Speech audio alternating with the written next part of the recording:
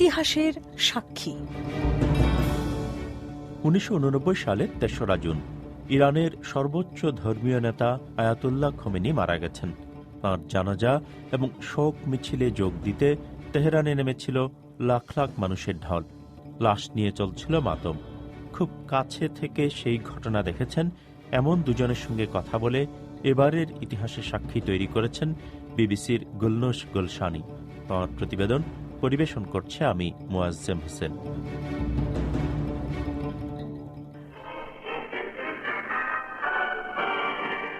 It was 7 o'clock in the morning and we were on the breakfast table. তখন সকাল 7টা। আমরা টেবিলে বসে সকালের নাস্তা করছি। রেডিওতে খবর চলছে। সংবাদ পাঠক খবর পড়ছেন, কিন্তু একেবারেই ভিন্ন মেজাজে। তিনি বলছিলেন, আমাদের প্রাণপ্রিয় এবং মহান নেতা আয়াতুল্লাহ খোমেনি আমাদের ছেড়ে বেহেশতে চলে গেছেন। মেহেদি খালাজি তখন 15 বছর বয়সী এক মাদ্রাসা ছাত্র। তিনি তখন থাকেন ইরানের কোম শহরে তাঁর বাবা মার সঙ্গে। And my mother started to cry in a very, very bitter way. And we children started to cry. My mother started to cry. And তখন আমার মা কাঁদতে শুরু করলেন। তিনি খুবই কান্নাকাটি করছিলেন। আমরা ছেলেমেয়েরাও তার সঙ্গে কাঁদতে শুরু করলাম। খবর ছড়িয়ে পড়ার পর সব লোকজন স্বতঃস্ফূর্তভাবে তাদের বাড়িঘর থেকে বাইরে বেরিয়ে এলো। আমরা সেদিন কোম শহরের রাস্তায় যাকেই দেখেছিলাম তিনি কাঁদছিলেন। 1979 সালে ইসলামী বিপ্লবের মাধ্যমে ইরানের শাহ ক্ষমতাচ্যুত হন। সেই বিপ্লবে নেতৃত্ব দেন আয়াতুল্লাহ খোমেনি। সেই বিপ্লবের পর থেকে ইরানের সর্বময় ক্ষমতা ছিল খোমেনির হাতে। তাঁর ভক্তদের চোখে খোমেনি ছিলেন অনেকটা ঐশ্বরিক ক্ষমতার অধিকারী, কেবল একজন রাজনীতিকই নন। In all walls in our house, there was a picture of Khomeini. And when Khomeini was speaking on TV or radio, everyone was... আমাদের বাড়ির সব দেয়ালে খোমেনির ছবি ঝুলত। যখন টেলিভিশনে বা রেডিওতে খোমেনি কথা বলতেন, সবাই চুপ করে তাঁর কথা শুনতেন। কাজেই বলতে পারেন, খোমেনির উপস্থিতি ছিল সবখানেই। আমার বাবার কাছে তিনি নিজের বাবার চাইতেও অনেক বড় কিছু ছিলেন। খোমেনির জন্য তার মধ্যে যতটা আবেগ দেখেছি, নিজের বাবার জন্যও তার মধ্যে অতটা আবেগ দেখিনি। মেহেদি খালাজির বাবা ছিলেন ইরানের কোম শহরের এক গুরুত্বপূর্ণ ধর্মীয় নেতা। মেহেদি খালাজি যখন শিশু, তখন তার বাবার সঙ্গে গিয়ে সামনাসামনি আয়াতুল্লাহ খোমেনিকে দেখার সুযোগ পেয়েছিলেন। He looked very charismatic. He had two totally different attitude. When he was with adult, তিনি ছিলেন খুবই সম্মোহনী ব্যক্তিত্বের অধিকারী। তাঁর ব্যক্তিত্বের মধ্যে একেবারেই ভিন্ন দুটি বিষয় দেখেছি। যখন তিনি বড়দের সঙ্গে, তখন তিনি খুবই গুরুগম্ভীর। তাকে হাসতে দেখা যেত খুবই কম, কিন্তু শিশুদের সঙ্গে তাকে দেখা যেত একেবারে ভিন্ন মেজাজে। তিনি প্রচুর হাসতেন, শিশুদের সঙ্গে খেলতেন। শিশুদের সঙ্গে মেশার সময় তার মধ্যে প্রচুর আবেগ দেখা যেত। শিশুদের সঙ্গে হয়তো তিনি আবেগপ্রবণ ছিলেন, কিন্তু রাজনৈতিক প্রতিপক্ষকে মোকাবেলার ক্ষেত্রে আয়াতুল্লাহ খোমেনি ছিলেন খুবই নিষ্ঠুর। বিপ্লবের পরপরই তিনি কঠোর হাতে তাঁর সমালোচকদের দমন করা শুরু করলেন। বহু মানুষকে ফাঁসিতে ঝোলালেন, অনেককে পাঠালেন নির্বাসনে। ইরাকের সঙ্গে তিনি 8 বছর ধরে যুদ্ধ চালিয়ে গেলেন। সেই যুদ্ধে মারা গেল হাজার হাজার ইরানি। ইরানের অর্থনীতি তখন ধ্বংসের শেষ সীমায়। শান্তি চুক্তির অবস্থা খুবই নাজুক। এই অবস্থায় অনেক ইরানির মনেই তখন প্রশ্ন, তাঁর অবর্তমানে দেশের হাল কে ধরবে? Everywhere radios were on, listening to BBC radio and Voice of America radio to see what is the... সব জায়গায় রেডিও বাজছিল। সবাই বিবিসি আর ভয়েস অফ আমেরিকা শুনছিল। খোমেনির মৃত্যুর পর ইরানের সামনে কি ঘটতে যাচ্ছে সে ব্যাপারে সবাই পশ্চিমাদের বিশ্লেষণ শুনতে চাচ্ছিল। আয়াতুল্লাহ খোমেনির মৃত্যু নিয়ে শুধু ইরানে নয়, তোলপাড় চলছিল আন্তর্জাতিক অঙ্গনেও।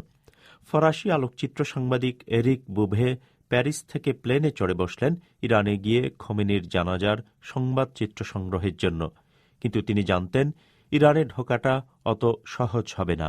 We were something like perhaps 8 or 10 journalists. Nobody knows if we could entrance or not because we have no visa.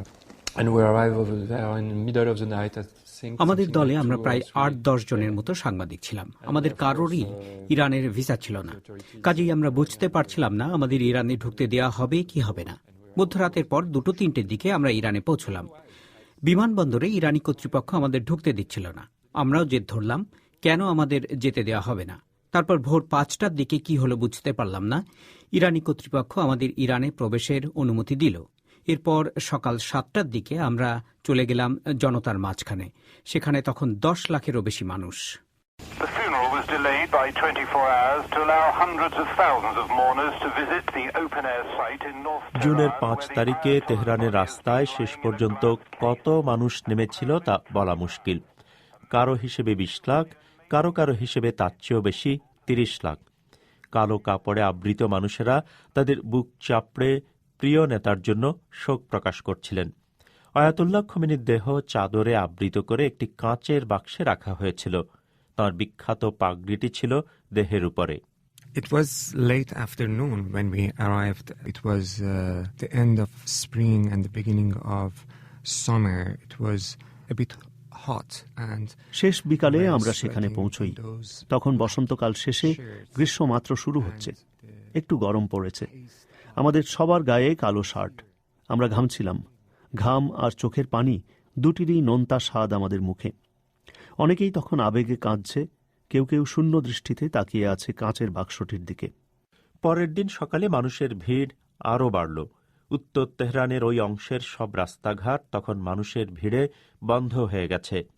Ayatollah খোমেনির দেহ রাস্তা দিয়ে দক্ষিণ তেহরানের কবরস্থানে নিয়ে যাওয়ার পরিকল্পনা করা হচ্ছিল। কিন্তু যেই মাত্র মৃতদেহটি যে কাঁচের বাক্সে রাখা হয়েছিল সেটি খোলা হলো, সেই মুহূর্ত থেকেই শুরু হলো বিশৃঙ্খলা। everyone was shouting out of pain, crying, and they could not accept this last সবাই তখন চিৎকার করছে, কাঁদছে। সবাই খোমেনির দেহ দেখতে চাইছিল, সবাই লাশ স্পর্শ করতে চাইছিল। নিরাপত্তা বাহিনী প্রাণপণে চেষ্টা করছিল জনতাকে ঠেকানোর, আর খোমেনির মৃতদেহ নিয়ে তারা সামনে এগুতে চাইছিল। এই বিশৃঙ্খলা আর হুড়োহুড়ির মধ্যে ৮ জন মারা যায়, আহত হয় কয়েকশো মানুষ। এরিক বুভে আটকে পড়েছিলেন এই জনতার ভিড়ে। হেলিকপ্টারে করে সাংবাদিকদের নিয়ে যাওয়া হচ্ছিল কবরস্থানে, যেখানে খোমেনিকে কবর দেয়া হবে। কিন্তু এরিক বুভে ভিড়ে আটকে পড়ায় সেই হেলিকপ্টারে আর উঠতে পারেননি। জনতা যখন নিরাপত্তা বেষ্টনী ভেঙে খোমেনির কফিনের কাছে পৌঁছে গেছে, তখন খুব কাছেই ছিলেন তিনি।